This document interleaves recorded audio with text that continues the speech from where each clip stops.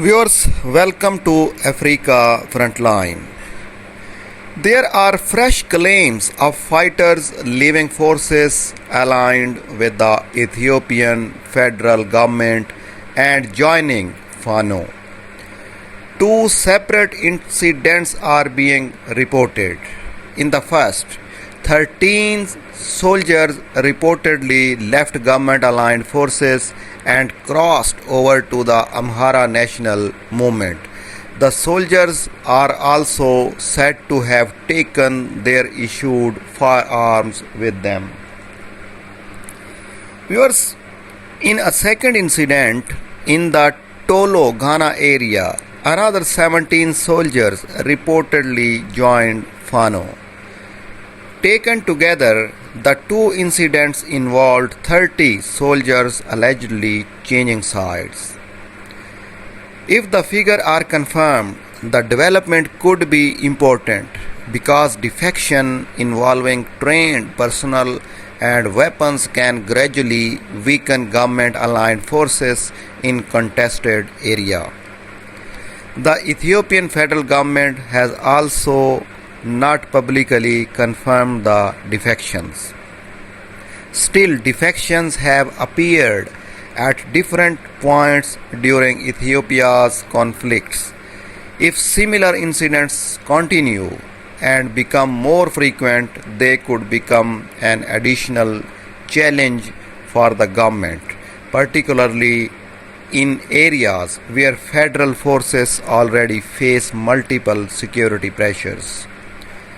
The bigger question is, therefore, not simply whether 13 or 17 soldiers change sides.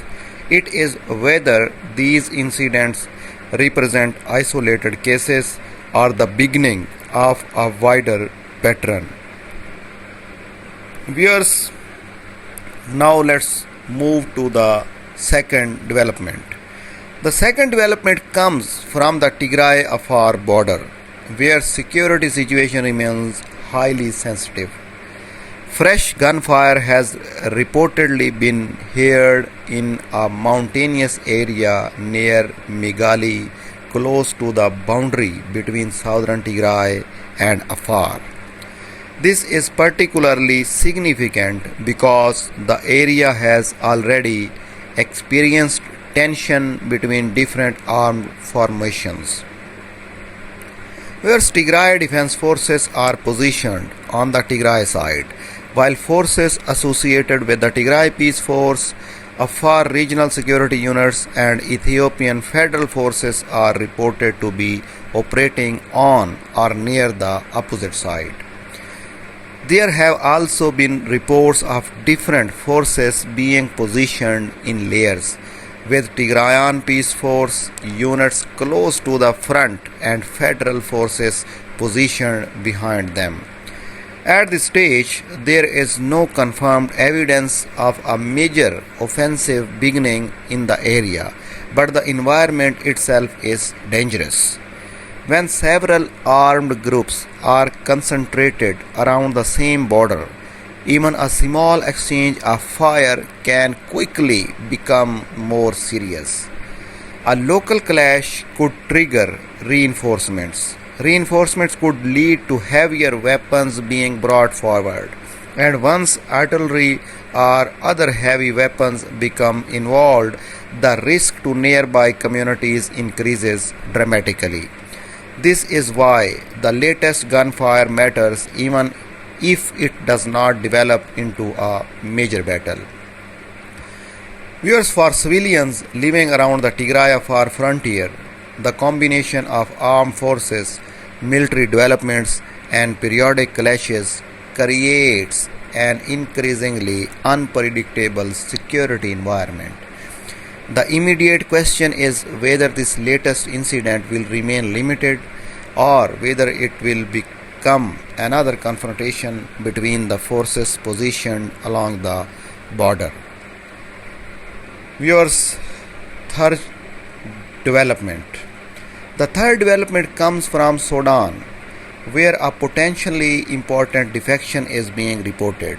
According to reports circulating in Arab media, approximately 270 Rapid Support Forces fighters have reportedly abandoned the RSF and joined the Sudanese Armed Forces. More importantly, the reported groups allegedly includes 27 commanders. The fighters are also said to have brought approximately 37 military vehicles with them. If confirmed, this would be more than a symbolic loss for the RSF. Commanders can possess detailed knowledge of military positions, supply routes, operational planning, and battlefield tactics. A large group moving together could therefore provide the opposing side with both personal and potentially valuable information. Viewers, the loss of dozens of vehicles could also affect mobility and logistical capabilities in the areas where these fighters had previously operated. Some Arab media outlets have described the development as potentially capable of helping shorten Sudan's war, but that conclusion should be approached carefully. Sudan's conflict has continued for years, and neither side is likely to collapse because of a single defection event. The real significance will depend on whether additional RSF personnel follow the same path and whether the defection begin affecting the organization's battlefield operations. Viewers, if hundreds of fighters, including senior commanders, have genuinely switched sides, however, it would still represent a serious blow to RSF cohesion. It could also encourage further defection if fighters begin to believe that the balance of power is changing. In short, these three developments show different forms of pressure emerging across the region. In Ethiopia, reported defections could indicate growing pressure inside government-aligned forces. Along the Tigray-Afar border, renewed gunfire is highlighting the danger created by concentration of competing armed groups. And in Sudan, the reported movement of hundreds of RSF fighters toward the Sudanese army could become significant if it develops into a broader pattern of defection. None of these developments should be treated as proof of an immediate military collapse or a major new war, but all three are worth watching closely because changes in troops' loyalty, border developments, and military cohesion can reshape a conflict long before the wider public sees a major change on the battlefield. Viewers, we will continue following developments across Ethiopia, Tigray, Amhara, Afar, and Sudan. Thanks for watching Africa Frontline.